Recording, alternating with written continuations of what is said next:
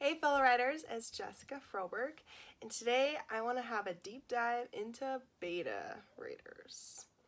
So on Twitter, I see a lot of tweets about people who are worried about getting beta readers, who are trying to get beta readers, who talk about maybe their beta readers left them too many comments, different things like that. So I kind of want to open up the world of beta reading and give you my personal experience.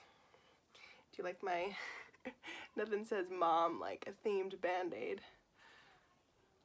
All the cool people are wearing these. Anyways, so let's talk about my betas. So I did multiple rounds of betas. My first round, I put out a tweet on Twitter and I tried to find the original, but it went back too far. So the basics of it was that I did a one sentence pitch for my book, and I made sure to include the genre and the word count. And then I actually made a Google form. And basically I linked that, and I got 4 people who signed up for it, which I was really happy about because I did not have very many followers back then. And then I also reached out to another person on Twitter who had expressed interest. And they filled out the form. It was basically their name, their email, and a little bit more about my book and what I expected from them, the time frame that I needed them to finish it in. And so they knew all the basics right up front. And that's how I got my betas for my first round.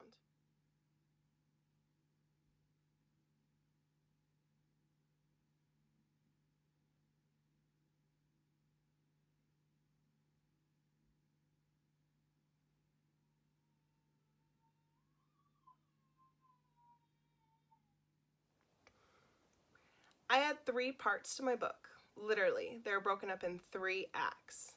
And so I had a questionnaire for each act at the end that I wanted the betas to fill out. So I broke up each part into 2 to 3 chunks that I would be sending my betas. I liked this. It really depends on the betas that you have. I would never do chapter by chapter. Mom, yeah? Have you seen Orton the elephant?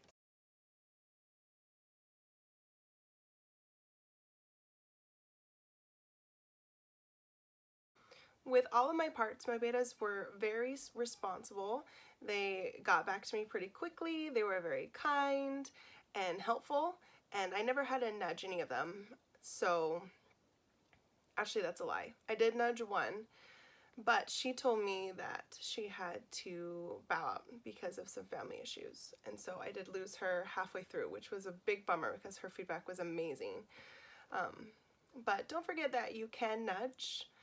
If you put up in the front to them what your time frame was, and so they knew, then you can nudge them and say, hey, remember I need this done in a month and a half or a month. What's going on, sort of thing.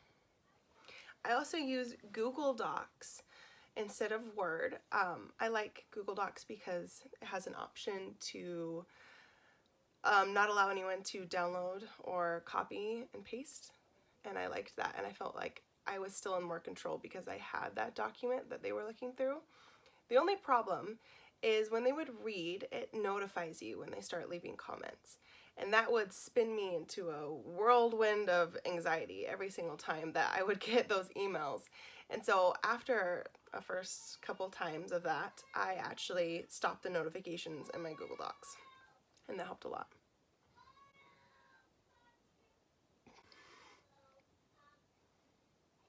But what kind of betas I had? I had 3 very nitpicky betas, which is my favorite kind of beta. But it's a lot of work for them, so sometimes it doesn't happen. And then I had 1 that left pretty normal comments, I'd say common comments, and then 1 who left hardly any comments, mostly just reactions. So those were the kind of betas that I had. As for what kind of responses I got, let's go over the variety that happened with those. For my beginning, the feedback was a little varied, but it did have some common issues. all of my betas were able to get oriented into the story quickly, which was really a relief for me. And they understood the world building, they understand my main character's problems, different things like that. The only issue that a few of them had was that it took a few chapters for them to really get invested in the book. Actually, 2 of them said around chapter 8 is when they finally started getting super invested. And I knew for me, that feedback said that was way too late. I needed to hook a reader a lot faster, and that told me I had some pacing issues. As for grammar feedback that I got, oh, my poor betas. I've learned a lot in the last 2 years of writing, and I learned a lot, especially through my betas. I had a big issue with comma splices. A big issue. Those got pointed out a lot. A lot. I also had a few comma issues. Most of them I could figure out, but like for instance, I always would forget to offset a proper noun, like a name in a dialogue when they're being addressed with commas. I would always forget that. Other than that, my grammar was not too bad. A few word choices that they would comment on, and a few weird sentences that didn't make sense to them, but overall, I didn't get too many grammar feedback issues. For my world building feedback, this was unanimous among all of my betas. They all wanted more, especially with the tattoos that my culture has, and especially with their religion. It's not really religion, it's like a belief system that they have. They wanted a lot more explanation on that, especially early on. Feedback on my ending was also pretty unanimous. They all said it dragged on way too long. All of them liked my finale and the big climax, but my resolution was my last chapter, and it dragged on way too long. I tried to do way too much in a very short span of time, and all of them said, nope, this didn't work. So I actually ended up rewriting most of that last chapter and cutting it by 8 pages. So their feedback was invaluable in helping me figure out how to best wrap up things. And I still haven't wrapped up things super well. We'll go over that in my second beta round when we get to there. I also asked my betas what they thought about my dialogue. 3 of them said it was very natural and engaging, and 2 of them said that it was most of the time natural, but it still needed some work. So that varied too. What did they think about my main character? The consensus was that her character arc needed to happen faster.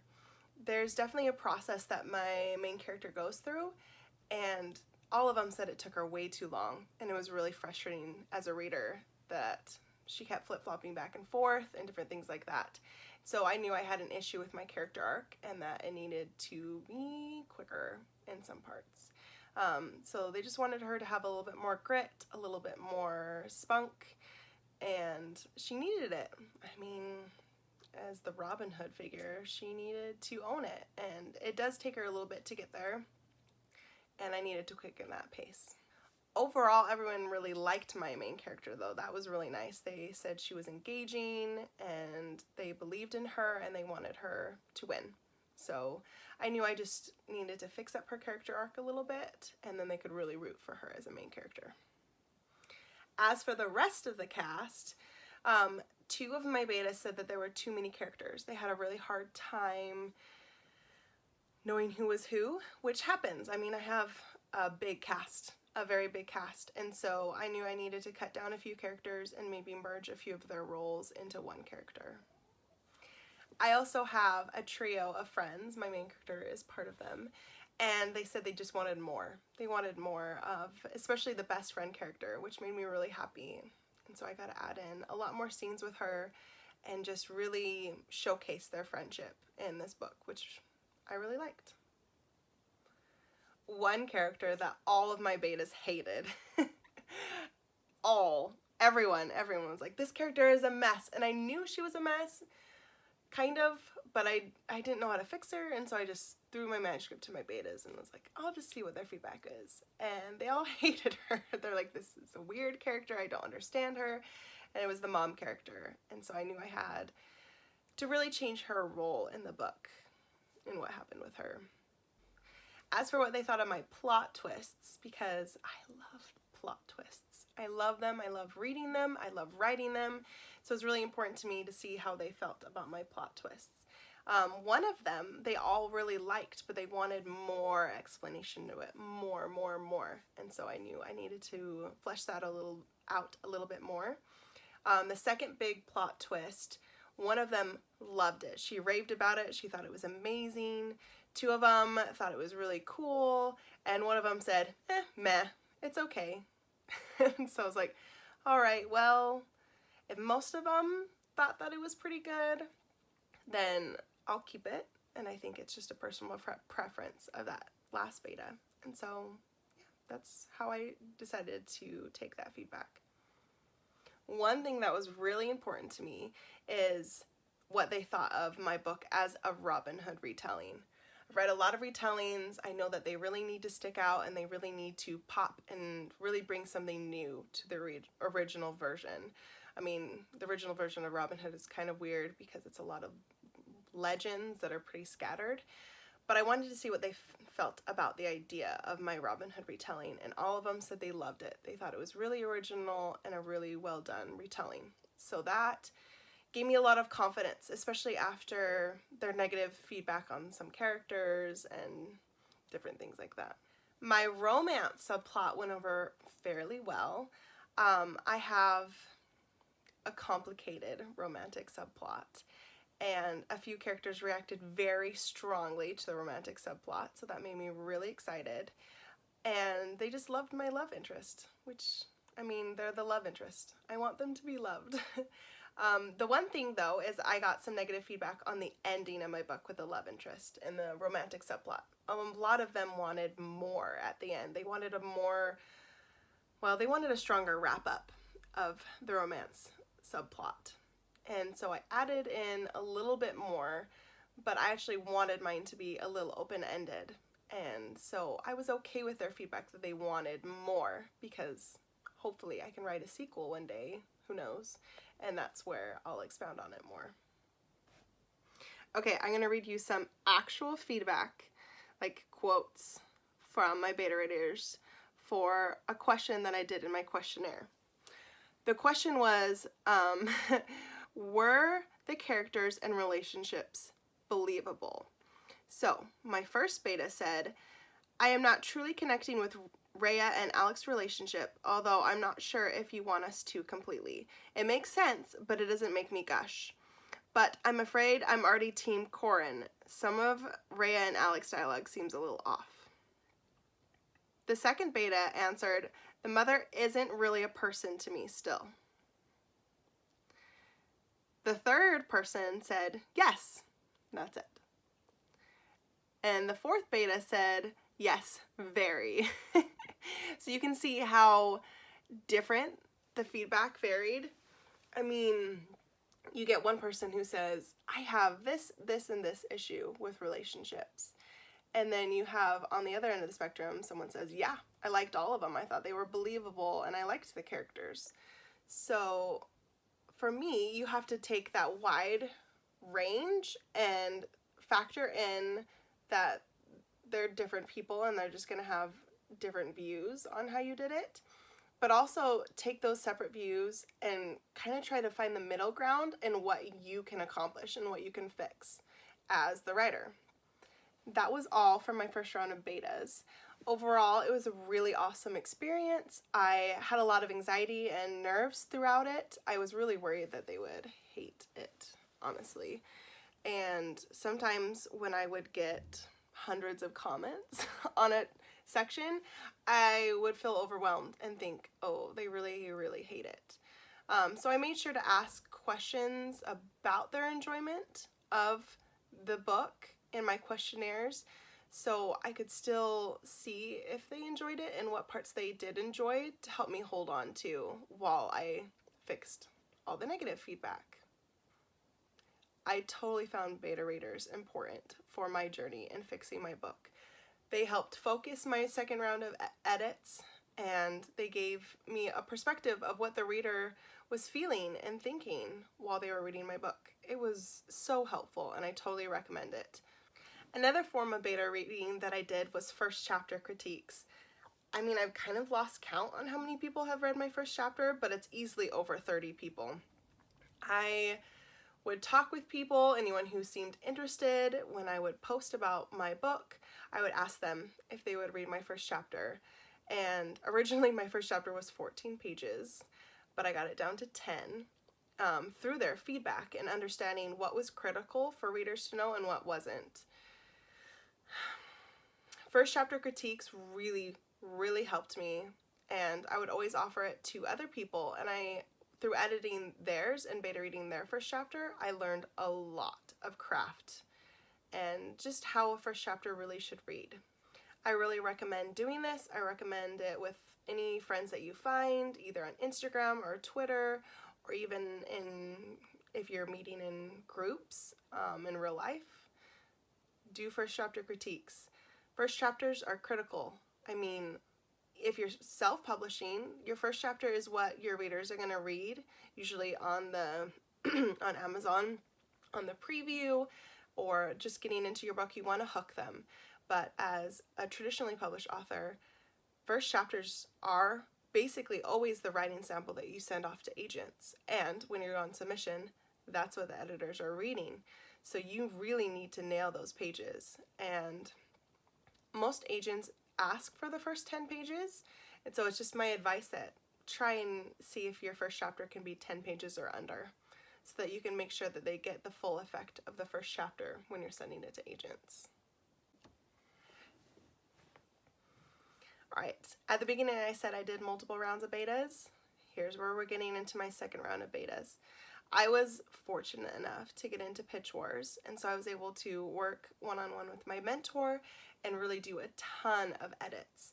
And after I finished edits, I knew personally that it was so much better, and I really loved it, but I needed that validation, and I wanted to see how readers reacted to the changes that me and my mentor made. So I sent it off to 2 betas and 2 of my CPs, and the feedback was pretty unanimous that it was a lot better.